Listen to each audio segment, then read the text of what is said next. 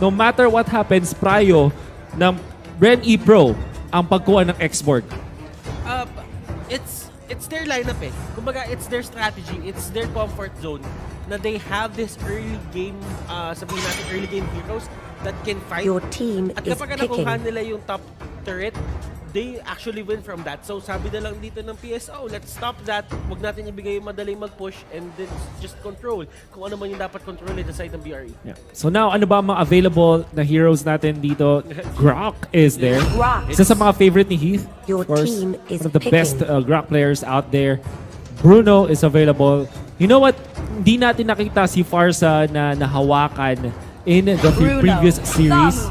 But now, since Your Bruno team is is available, it will be picked up by Bren E Pro to go with Thams.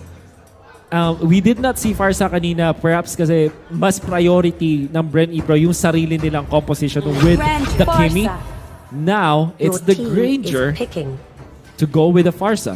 They don't care. PSO, sabi nila, nerf lang yan, PSO kami. Sabi niya, nerf niya yung Ranger as much as you want, but eto pa rin yung gusto namin dito. Kasi ang pagkakaiba na lang ng Ranger ngayon is, there are times na parang dati si Granger kaya niya na lumaban agad at a certain point in the early game. Just get one item and you're ready to go. And that is a very unusual for a marksman Kuya Wolf. But at the same time, ngayon, medyo kailangan niya ng skill. I just feel that 2 Your items team is the is sweet spot banning. ngayon para sa isang Ranger na talagang umikot-ikot sa may mapa. To be fight ready, kumbaga battle ready. And at the same time, 2 items, is it really that hard? Kasi yung isang kukunin mo, parang cheppy item lang naman eh. Yeah. And you know what? You have to take note na merong interesting na buff na pwede ko yung Granger to boost even more yung kanyang, which is the red buff. Red buff. Which, you know, you would think na yung normal attacks lang ang nagtitrigger or any attack skill. No.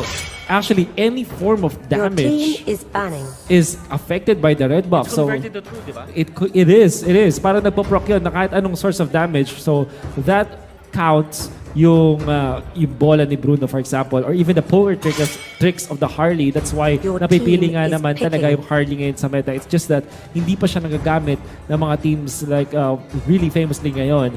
But Bren E Pro, they will ban out the Valier. I think in the previous series, they also put priority onto this Valier ban. Now, Esmeralda Your team is is gonna be the picking. choice. Comfort picks.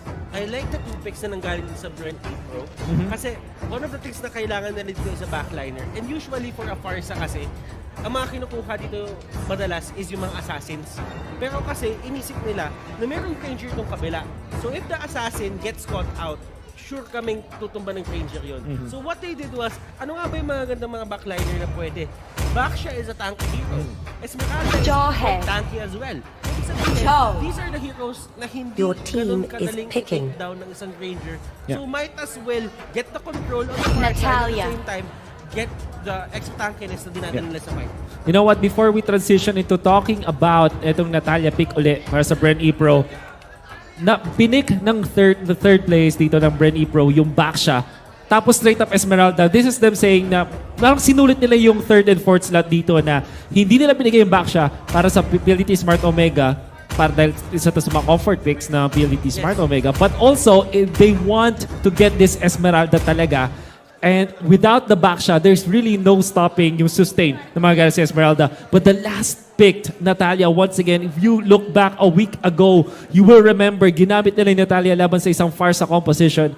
It looked really, sabihin na natin, gimmicky in a way, but it kind of makes sense. It's your way to scout out where your opponents are. And yung Farsa, never ever magkakaroon ng comfortable spot kung saan pwede niyang gamitin yung Feathered Airstrike. Kasi every time na ikakastate yung channel niya yung Feathered Airstrike, nako, kailangan lagi siyang takot sa Natalia. It is the same as a Franco and a Selena. Na parang, there's 5 all, seconds pagka till wala the yung enemy Selena reaches sa the mapa, o yung Franco sa battlefield. mapa, there's Smash always a them. time na pwede kang tamaan ng isang magandang All hook. troops And that's the deployed. same idea as the Natalia. So let us head on to the Land of Dawn, mga kaibigan. This is going to be PSO versus BRE.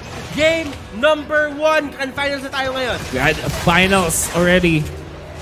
And this is the Season 1 Championship na pinag-uusapan natin. Not just the conference finals, not just the conference championship, but the champion of the season.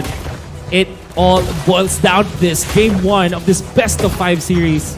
Malapit agad ang pinapakita natin as Toshi gets and secures their own red buff. Interestingly, ang nangyayari kasi if you do play this Natalia is magkakaroon ka ng -1 in terms of your supporting cast, which kind of feels that Bren Pro needs to make this early game perfect for themselves. And kailangan ni Raflisha dito na mag-step up katulad ng ginagawa niya dati. Nung nag-cook na siya, nung nagtatalya sila, it is very hard to tank alone. It is very hard to tank alone kasi isipin mo si Renzo dito. Yes, Renzo has a bit of tankiness din, but once the ultimate comes off, it seems to again, di ba? Now, the problem is level 4 na itong ating Farsa, but at that moment, Bren Pro, they will just back out. The bigger problem already para sa Bren Pro na nakikita natin ngayon is under-level talaga yung kanilang supports. Both their supports, 1 minute 30 seconds in, they're just level 1. Ang ganda na pinapakita dito ng PSO on how they actually manage their XP. Na umaalis-alis si Haze minsan dun sa may range ng minions so that makuha ni Toshi yung buong XP. But right now, KLBJ gets thrown out. Wow, look at the connection mga kaibigan! KLBJ will be the first blood dito for the side of BRE pero sumagot sila sa may baba. They will get that kill on Haze. This is another classic Heath-Agi connection na nakita natin in the group stages. Ginamit yung Chang-O usually ni Haji, and then you have Heath with the Guardian's Barrier. This time, it's totally different. Hindi mal Meteor Shower binabato ni Haji. See, it's Feathered Airstrike. It's almost the same, and it's more targeted, and napakalupit ng pinakita doon ng connection ng PLDT Smart Omega. Another one in the books for this team. Ako, ang tawag ko doon checkmate technique kasi kahit anong gawin mo, hindi ka na talaga makakatakas. But that is the way of the dragon for Kenji, and they will secure that kill on Raflisha. But onto the middle lane, Heath dito mga kaibigan, kabutikan mahuli.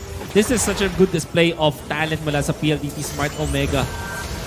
For sure. Now JP JP. dito, actually eating a lot of those airstrikes. JP dito trying to fight this out, pero Haji getting caught out. And this is one place na ayaw mo makita yung Farsa mo, pero Turtle resurrecting with soon. the assist.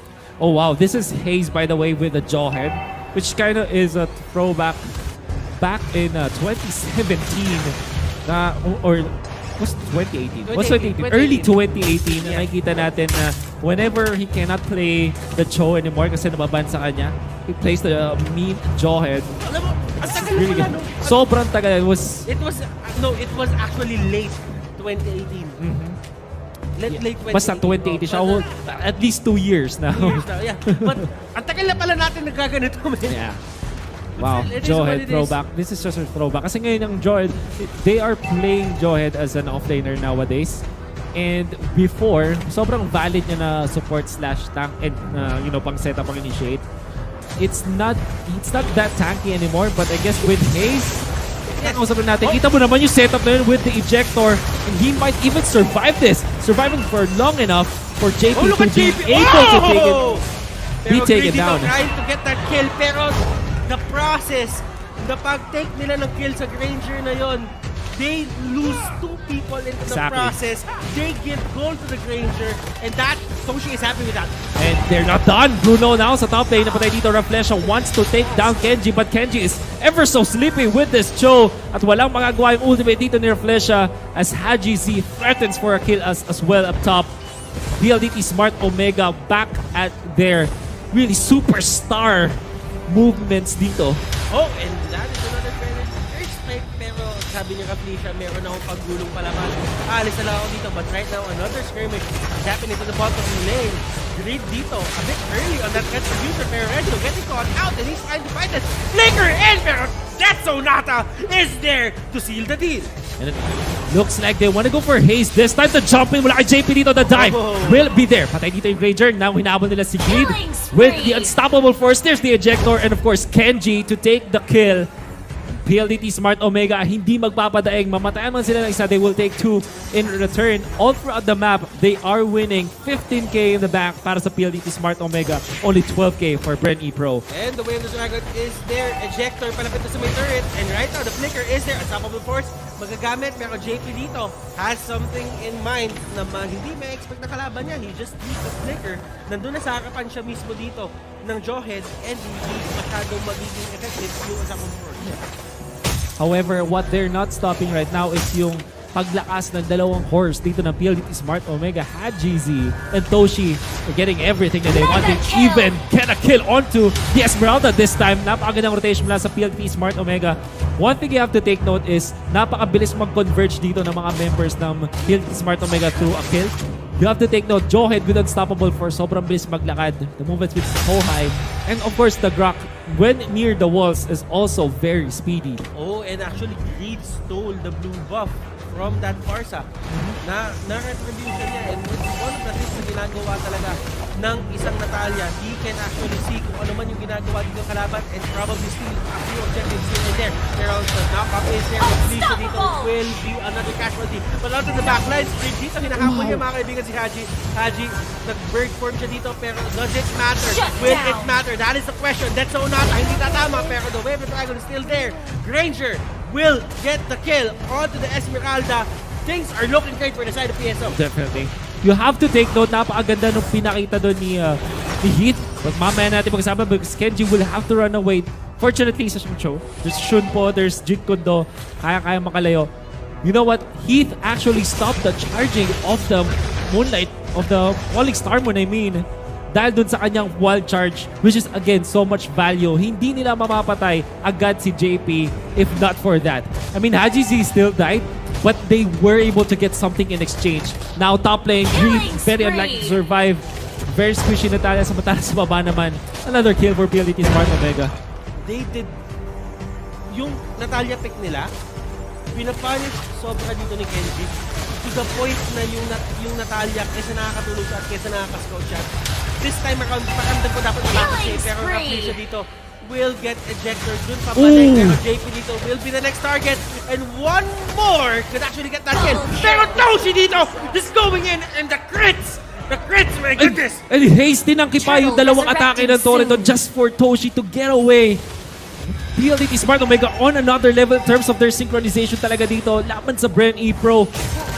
Bren E-Pro, nakita natin tinry ni Bruno na iligtas yung kanyang tropa ng Esmeralda, but at the cost of him dying. Dalawang shots ng Death Sonata yung kinailangan niyang takihin doon. And one crit. Now, he sets up for this kill. This time, there's the dive. But fortunately, this is Raflesh and JP. Napakakunat nga naman. Even with PLDT Smart Omega leading in this map. Grabe yung synchronization, grabe yung communication dito na side of PSO to the point na parang sumasayaw sila dito sa isang musical. Kasabay-sabay sila halos gumalaw. And this is one of the things that makes PSO scary, pero Greed try to take Farsa, pero he doesn't have the damage to do so. Level 11, si Haji Z with 6k in the bank. Natalia is just 3.4k. Essentially, half of the net worth of this Farsa. Tapos napakababa pa ng level niya. And to add to that, malambot talaga Natalia. See that only 2 strikes of the Feathered Airstrike was enough. And now, Farsa is a problem para sa Bren E-Pro. Kahit si Raflesia nga dito on that back shot, which is naturally very tanky, hindi rin tumatagal mula dito sa members of PLDT Smart Omega. JP is doing great, but at the same time, JP can only answer one person to the side of PSO. He needs to choose. Do I answer Toshi? Do I answer Haji? Eh pareho to, maganda yung performance eh. So at the same time, if you don't catch them with one Falling Star Moon, I don't really think that you can win a skirmish or a clash ngayon sa stage ng game na to. And now top lane now compromised.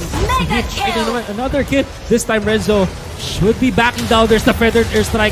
Raflesia ang target nila dito. Ang labot. Oh! One last strike mula doon sa Farsa. Enough para sa PLDT Smart Omega. Now KLVJ in trouble. And of course Kenji to get the kill. How can they defend with 2 very squishy heroes this time? Renzo is a Thams. Pero at this point, hindi niya kaya to. Naku po, yun na naman. Huling-huli. PLDT Smart Omega, masterful performance laban sa Bren E-Pro. There's the wipe and there should be game. PLDT Smart Omega to take game 1. One statement